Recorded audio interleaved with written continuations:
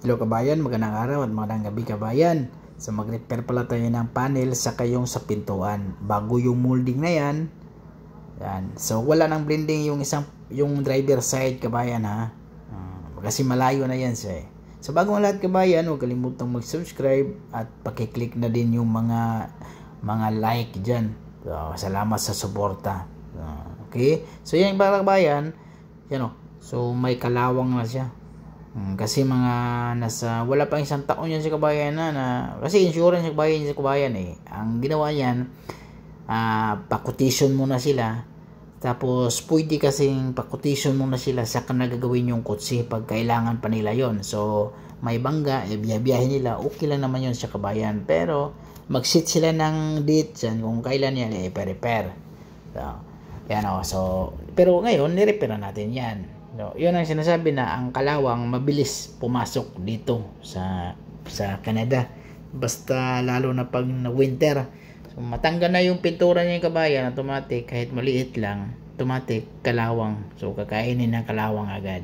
So, unang proseso natin, lilihain natin, tatanggalan ng pintura. So, yan ang rules dito kabayan. Pakita mo yung bakal.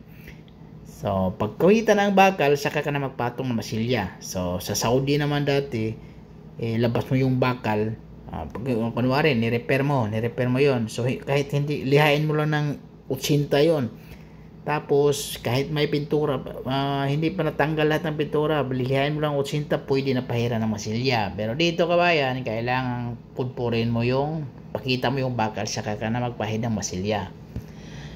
Ang normal nga kabayan, dapat hindi aabot yung masilya sa bakal. So nakita talaga yung bakal sa gilid, pero extended na siya kabayan. Normal lang yan, talagang mayroon sa gilid maiiwan, kasi lilihain din natin yan pag final na liha.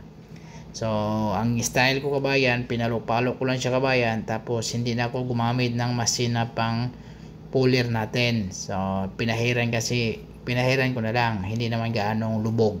So yung bukol pinalo natin, tapos yung lubog pinahiran natin ng fiber, tapos yung sa kabila din naman. So hindi na tayo pinasukan natin sa ilalim para isikwatin, hindi na. So wala tayong binutasan para sikwatin, tapos yung gumamit tayo ng puller para pailabas natin, hindi na.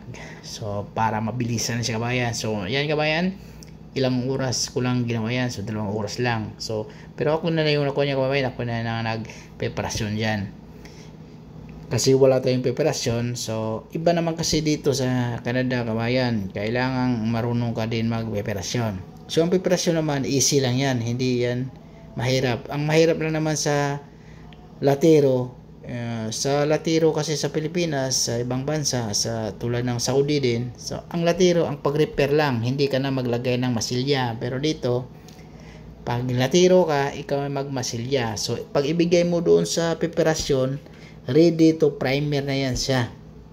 Ibig sabihin, yung preparasyon, primer lang siya. Tapos magliha sa primer, tapos i-tape niya, tapos pintura. Yung pintura naman, siya ang mag-final sa yung plastic para hindi mapinturahan. Pero naka-tip na yun siya, ready na yung tip, may taan na sa tip.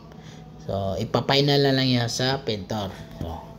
So gumawa pala tayo ng body line kabayan, kasi may linya yan. So ang style natin, dyan na tayo maggumawa ng body line sa pagliliha. So gumamit tayo ng manual na 120 katulad yan. So titataas muna ako 180, 320, tapos i-machine natin ng 320, kasi iba yung daan ng 320 na machine kabayan, mapino siya. So ibig sabihin pag matapos na, katulad yan machine ako, so ibig sabihin sa taas okay na yan, yung line na yan. Tapos idikit na lang natin yung tip para sa baba na tayo. Ganun lang kasimple kabayan. So mabilis matrabaho, mabilis, ang bilis ng pera agad. Ganun kasimple. So yan dikit lang natin, tapos liha naman tayo ng mano-mano na 120, 180, 320, tapos 320 na machine din. Tapos okay na lahat yung kabayan, natanggal na yung handle, natanggal na yung taillight, yung bumper na ilabas na natin yun. So preparasyon na tayo dyan pagkatapos. Tapos paglagay ng pipirasyon, tinik natin yung linya, yung body line. So okay. So paglagay ng pipirasyon ng kabayan, so, kunwari, kasi 320 pa yan lahat kabayan So na 320 na yan. Ang gagawin ko yung kabayan, yan, lilihain ko ng 500 sa may gilid. Sa lahat ng pinagdaanan ng 320, sa gilid lang, para mag-tip ako dun sa 500. Pero pag mag-primer ako kabayan, siyempre yung primer mo, wag mong idikit dun sa pinagtipan mo. Malayo lang yung distansya yon para hindi ka mag-cause ng line. Kasi minsan, pag ordinary na primer yung gamitin mo, tapos magkukos ng line yan. Tapos pag lilihain mo, kadalasan yung linya na yun, mayroong linya talaga kabayan, lalo na pag itim, so halata. So yun ang technique, distansya mo yung tip, tapos pabay buga, malayo lang, pinaka the best technique yon. Katulad yan, so na-ready na natin, na-tip na lahat kabayan, diba tayo na gumawa dyan. So, tapos na pala yung Nissan Kick natin mga boss. Tingnan mo, ito yung bagong molding natin. Ito, hindi bago to, ito yung drip natin dito, diba? So okay.